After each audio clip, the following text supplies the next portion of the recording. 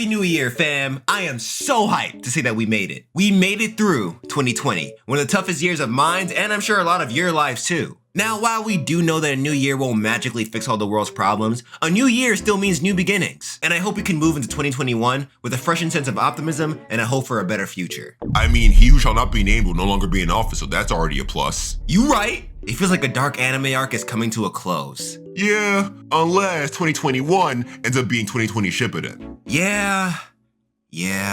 Well, regardless of the big-ass variable that is 2021, we've got a new lecture for you guys. And this time we're jumping back into the iconic world of Street Fighter. We're sticking with the shoutouts and covering the rival of the Japanese hobo himself, Ryu. This man started as a simple reskin of the guy, but now he's his own character and has grown to become a fan favorite of the series. Even with his new hair made out of Play-Doh. This time on Honest Gaming History, we're covering the man who made Evo Moment 37 possible, Ken Masters. Play that intro, son.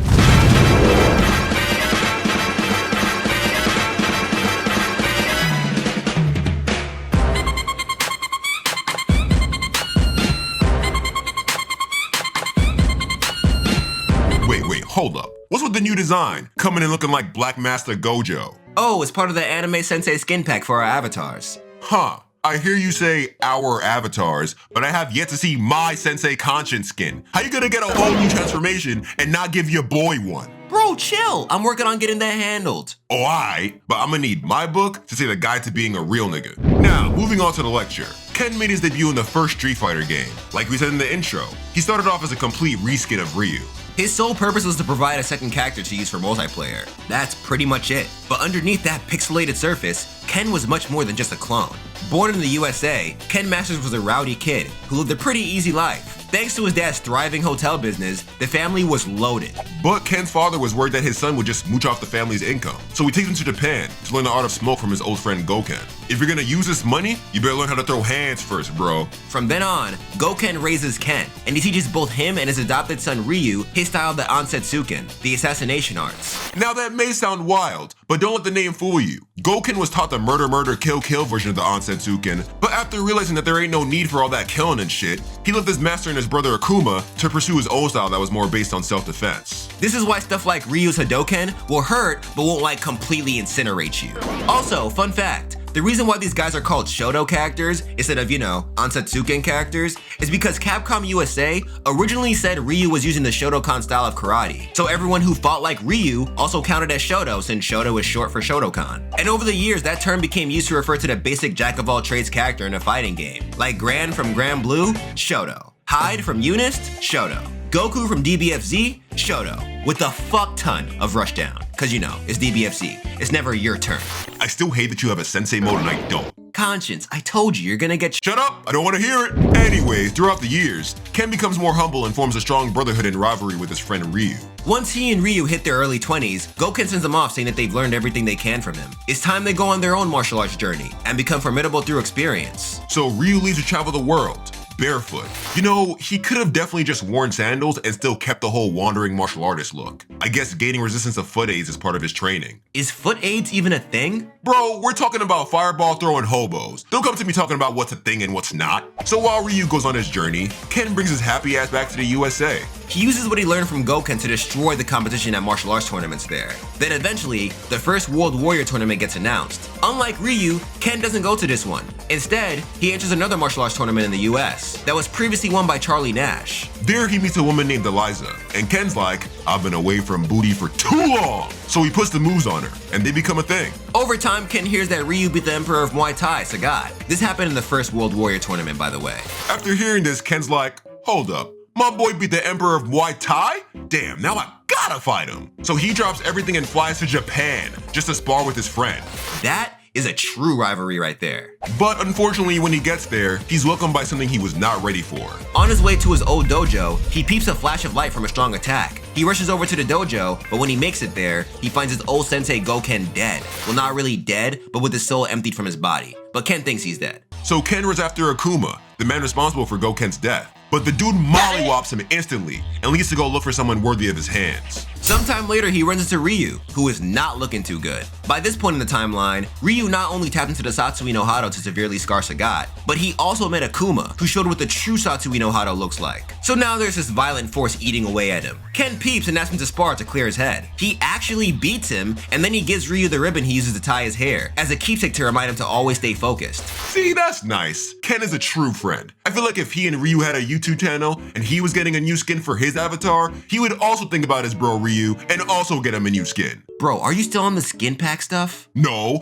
I'm just saying, it's crazy how two fictional characters care more about each other than someone in their inner voice. I told you. I don't want to hear it. So Ken heads back to the US, feeling a little weary about where his life as a martial artist is heading. Yeah, he can beat the shit out of some of the strongest out there, but he needs something to rekindle that fire. This is where the schoolgirl Karin comes in. She happens to be the rival of Sakura, some girl who has been trying to get Ryu to train her for the longest now. Karin is a big fan of Ken, and she tells him about her rivalry with Sakura. To which Ken replies, "That's cool, kid. It's good to have a rival, but not just to be better than them, but to have someone that helps you focus and inspires you to train harder." With that, the flame within him is rekindled as he thinks about his rivalry with Ryu. He eventually runs into Sakura, and after sparring, they decide to team up and look for Ryu. He's probably off somewhere abusing a car for training. They run into the boss of the Dark Syndicate known as Shadaloo, M. Bison. This guy's your average fighting game villain who wants to take over the world because he's freaking crazy. You see that face, son? That man woke up and chose genocide.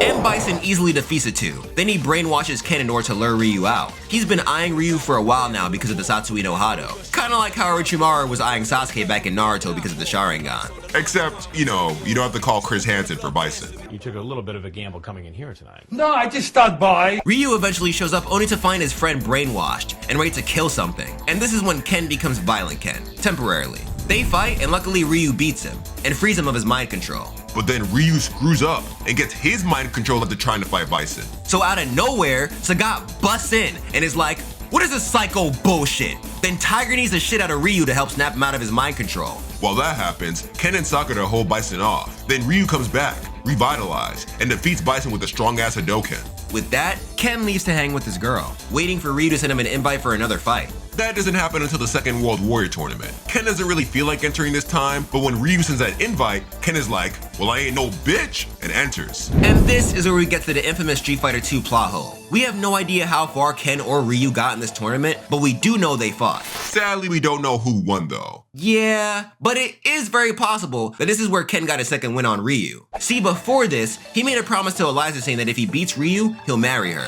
In retrospect, that's a wild way to decide whether or not you're getting married. Anyways, he marries her after Street Fighter 2, so this may be proof that he beat Ryu.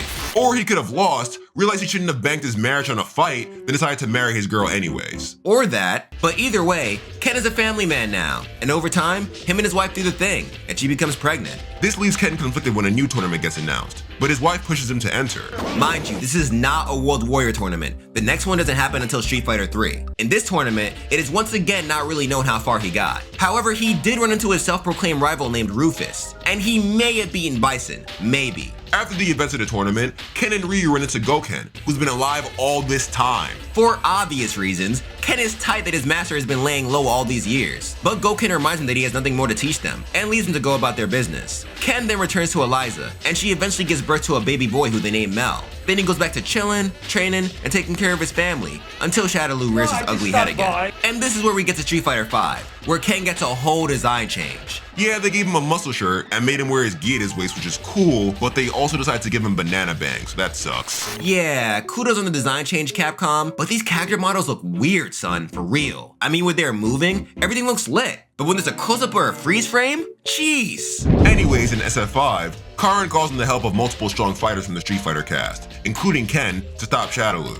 Now Ken thinks to himself and is like, yo, we could really use a Ryu right now. So he confronts his boy. They spar as usual, and Ken wins again this time. But Ken realizes that Ryu's going through one of his Ryu periods again. So he tells him they'll cover for him, and leaves him to continue his training. Through his pursuit, he ends up saving a young martial artist by the name of Shan Matsuda, and meets his sister, the Bae, Laura Matsuda. She was my main back when I used to play Street Fighter 5. Originally, the only reason why I wanted to use her was because she was Shan's sister, but she honestly grew on me. But alas, I got bored of SF5 and moved on to better things, like DBFZ. But real quick, Capcom, can we please talk about the hands you be giving these women, son? Word! Why you gotta give Laura baseball mitts for hands? I know it's a fighting game, but come on, bro! Eventually, Ryu finally decides to join the good guys during the final raid on Shadaloo. He manages to overcome the Satsui no Hado and learns the Mu no Ken, the power of nothingness. With that, he defeats M. Bison, and they finally put an end to Shadaloo, until the inevitable time when M. Bison decides to not be dead anymore.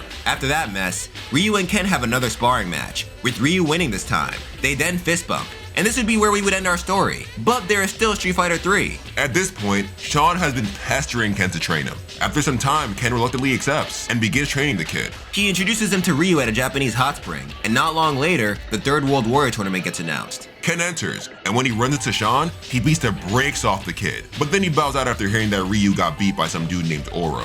Ken only came for one thing, and that's the smoke from Ryu. Afterwards, he goes back to his family and begins training his son. He tells Sean to go look for Ryu, so the guy leaves him alone. Later, Ken hears about the Illuminati and does some investigating because he's bored. You ever just get bored and try to infiltrate a crime syndicate? Actually, there were times in the— I wasn't talking to you, I'm talking to the fam. I already know the dumb places where your mind goes, Mr. Quirkless. Hey man, that kinda hurt. I really want my quirk. It was a meme!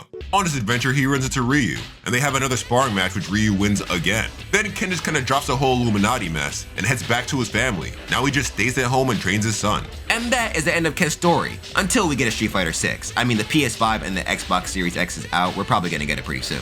A few fun facts that I forgot to mention though. Did you know that Ken is not actually blonde? He dyed his hair to make it that way, which explains the black eyebrows. Also, his last name, Masters, only became his last name when Hasbro started making toys for him. It's rumored that this is because they wanted to avoid copyright problems with Barbie's Ken doll, but nothing has been confirmed. But let us know how you feel about Ken in the comments below. It's honestly kinda trash that he was just written to be Ryu's support. Like, Ken barely had anything going for him. His purpose in the plot was to be Ryu's rival. Yeah, I noticed that too. He gets some more love in the Udon comics and stuff, but in the game, not really. It's a shame because even when he was just wearing his red gi, I always liked Ken better than Ryu. Maybe it was the fire, I don't know. Let's hope that they give our boy a little more story when the new Street Fighter comes out. But with that, end screen.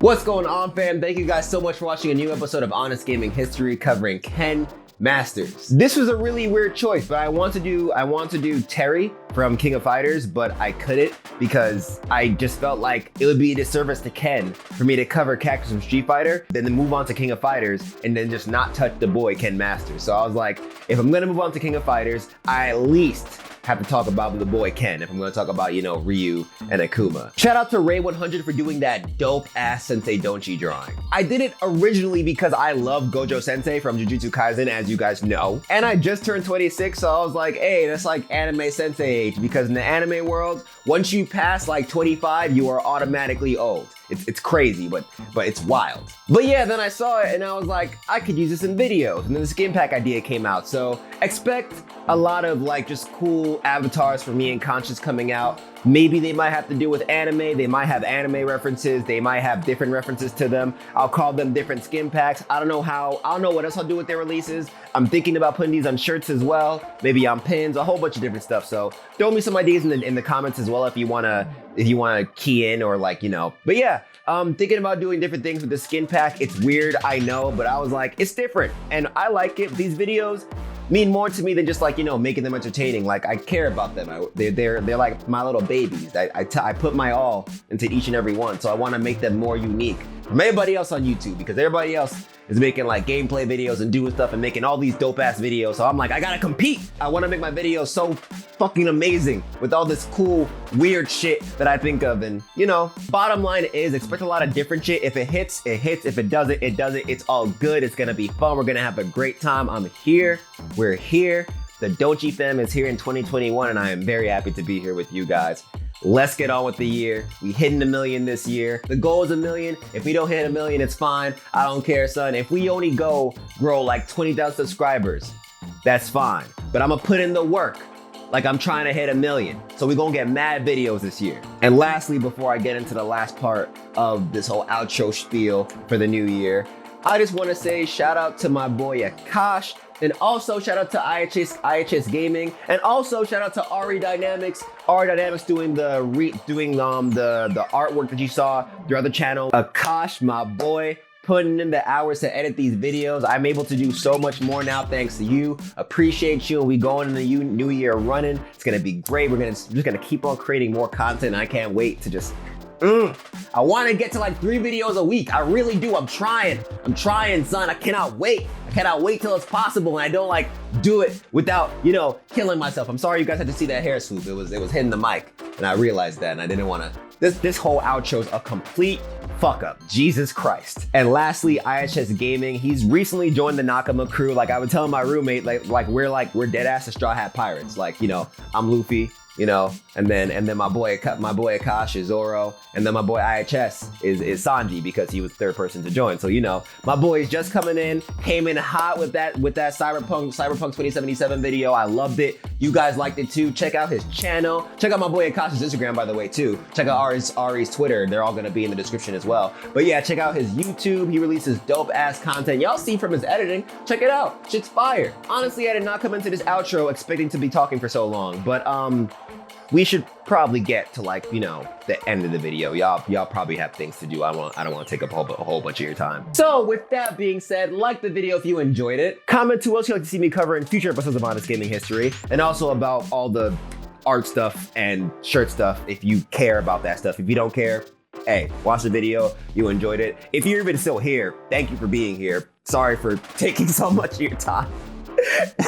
Hey, if you subscribe, I love you, son. I love you. Appreciate you for being here. This is one of the weirdest outros. I do not know what's wrong with me. I feel like a part of me wants to make a New Year's video, and I'm doing it now. I should not be doing it now. Marcus, stop talking. Do the outro. Do the outro, don't you? Just do the outro. Subscribe if you want to see more of what I produce, and hit the bell if you want to be notified whenever I upload new content. Shout out to my patrons. Without you guys, I would not be able to make content like this. For real, you guys have been holding it down the whole year. So thank you for doing what you do. Honestly, like from the bottom of my heart, I appreciate you patrons. You guys are amazing. Thank you, for real. Whatever I say, without you guys, I would not be able to make videos like this. I mean it. Without you guys, I would not be able to make any of these videos. You guys are helping me out a lot, especially after I lost my job. You guys are the greatest. And with that being said, whew, that was a long ass outro for the first 2021 video. Once again, if you made it this far, kudos to you, my friend. You are a real one, and you have received the Don't Cheat Goated stamp. Don't cheat, stop sidetracking yourself. With that being said, be easy, stay lit, Black Lives Matter, stay healthy out there, and don't forget, you can do whatever the hell you put your mind to. All it takes is practice and time. Take care, fam.